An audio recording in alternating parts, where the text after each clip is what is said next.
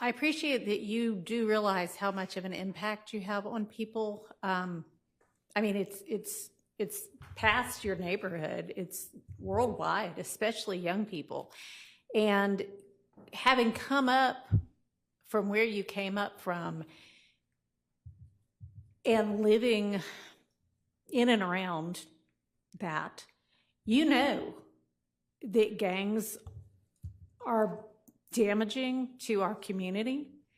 And it may be that a whole lot of rap music and the rap industry is, I mean, honestly, it sounds like a modern day version of kind of WWE wrestling that used to be on television, where people would just get up and posture and act like they hated each other.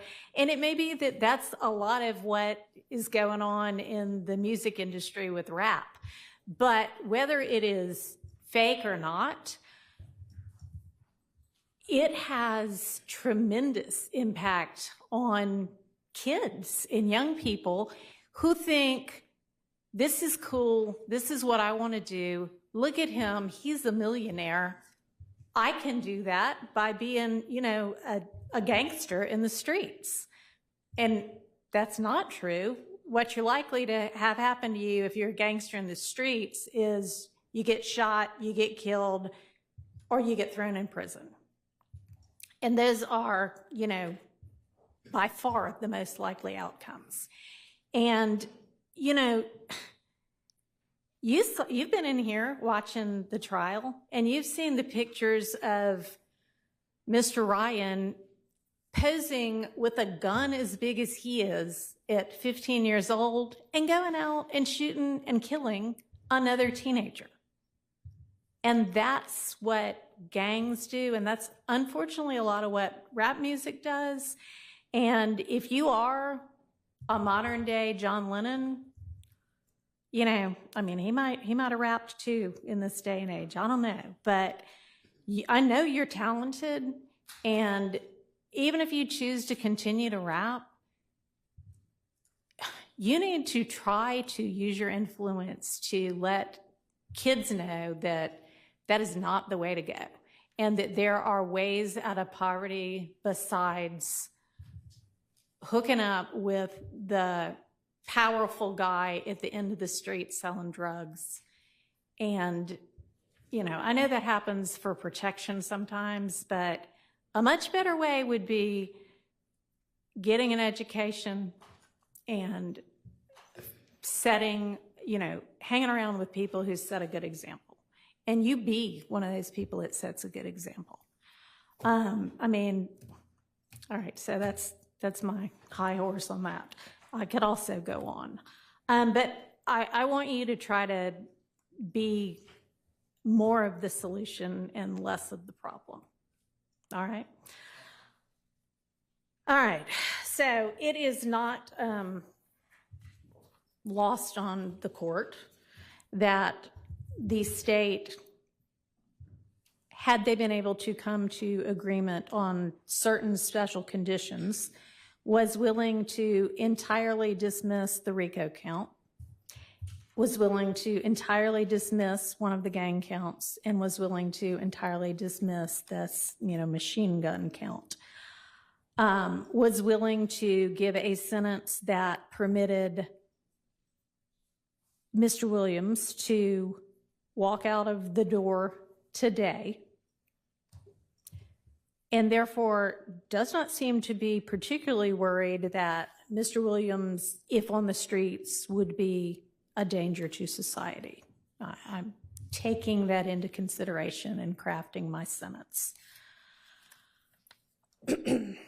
And in permitting a nolo plea to the RICO count in one of the two gang counts, I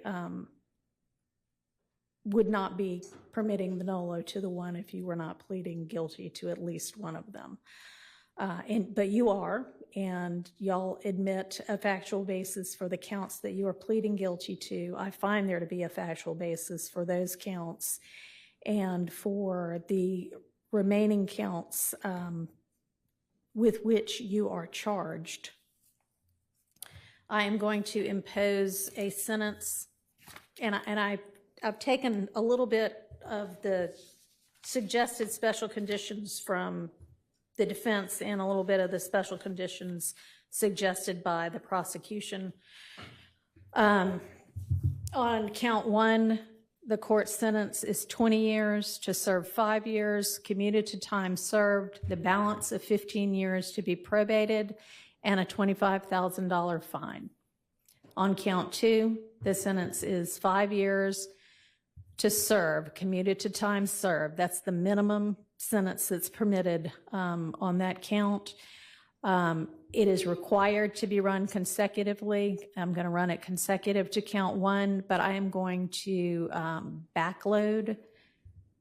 Oh, I'm sorry, that is not commuted. That is 5 years to serve, and it's going to be run consecutively to count one, backloaded, by which I mean after you serve your 15 years of probation, if you have been successful on that probation, and I sincerely hope that you are, then at the end of that 15 years, I will commute the entire rest of any service portion of your sentence to time served. So I'll get to the end of it and give you the total sentence, but I'm also going to impose a $15,000 fine with regard to that count. Count 57, 20 years to serve 5, commuted to time served, the balance of 15 years probated, concurrent with count 1. Count 58, 10 years to serve 5, commuted to time served, balance probated, concurrent with count 1. 59, 5 years to serve, commuted to time served, concurrent with count 1. 60, 5 years to serve, commuted to time served, concurrent with count 1. Count 61, 5 years to serve, that is required to be also a consecutive sentence, so that's going to be run consecutively to count 56 and backloaded. Count 62, 10 years to serve, also required to be served consecutively, that's going to be consecutive to count 61, also backloaded. So essentially, the total sentence is 40 years to serve the first 5 years in prison, but commuted to the time that you have already served, followed by 15 years on probation, followed then by the backloaded 20 years, which can be served in custody and will be served in custody if you are not successful on your probation. If you are successful in completing your 15 years probation, that will be commuted to time served.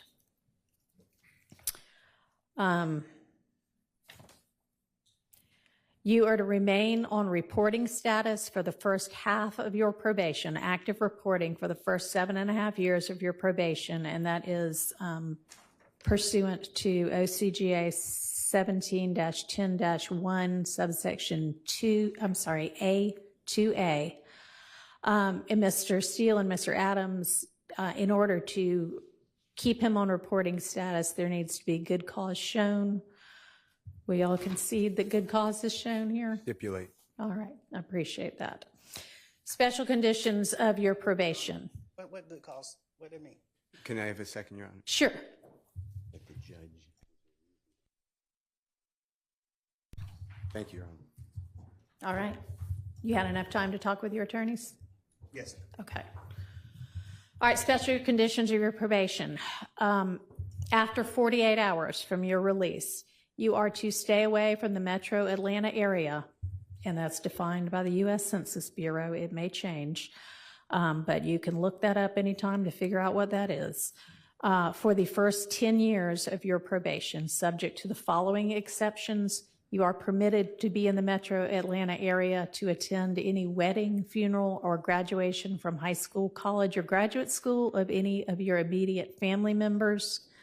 And immediate family members is defined the same way that you all were contemplating it when you were negotiating. You can get here up to 24 hours prior to any such event, and you need to leave within 48 hours after any such event.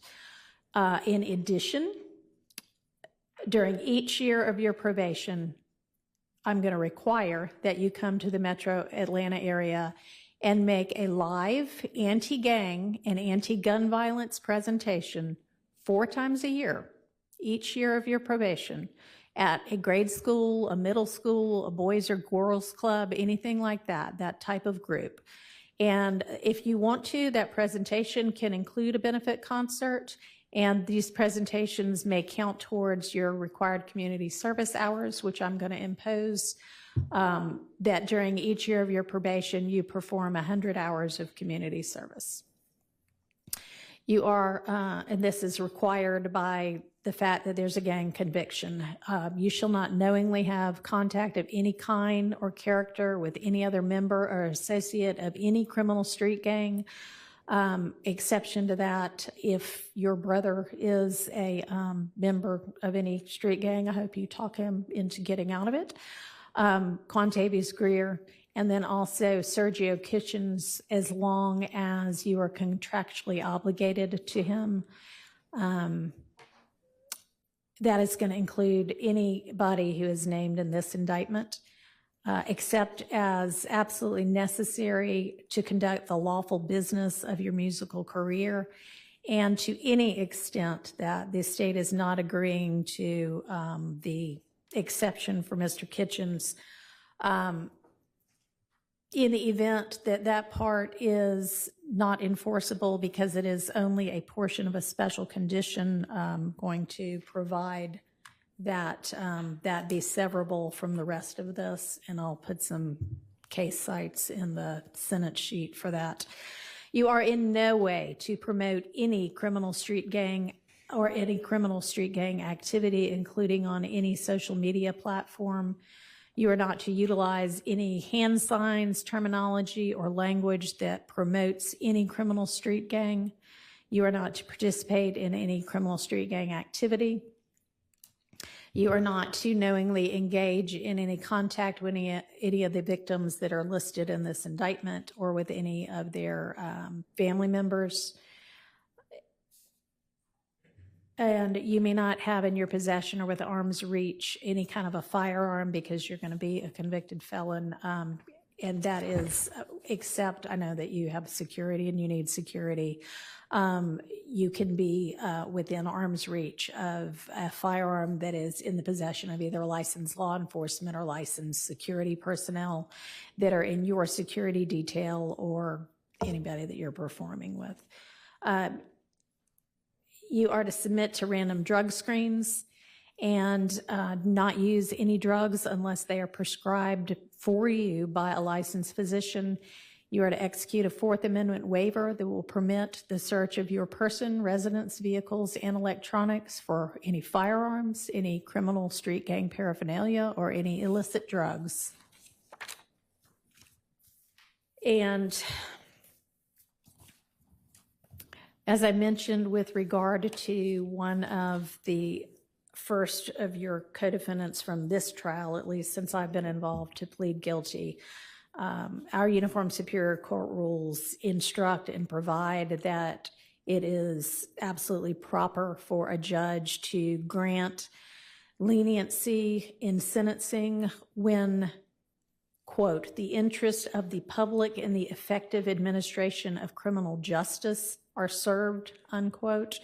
And I think that this plea is in the interest of the public and in the interest of effective administration of justice. Have been trying to ensure that, to the extent I can, this trial also abides by that. It's been challenging at certain times. I find your plea to be freely, knowingly, intelligently, and voluntarily entered with an understanding of the consequences, and I accept it as such. I also need to inform you that your attorneys were going to represent you through either the last day of this term of court or 30 days from now, whichever is later, and any of the filings that were mentioned that need to be filed within that time, they would file on your behalf unless they are permitted to withdraw from representing you before that time. I am not going to impose the conditions suggested by your counsel about the benefit concerts and the donations to the sheriff's office, but I certainly strongly encourage you to do those things. and to do and continue to do things that benefit your community and especially help young people to stay out of criminal trouble. And unless there is anything from council other than that, I have one matter, Your Honor. okay. And does the state as well?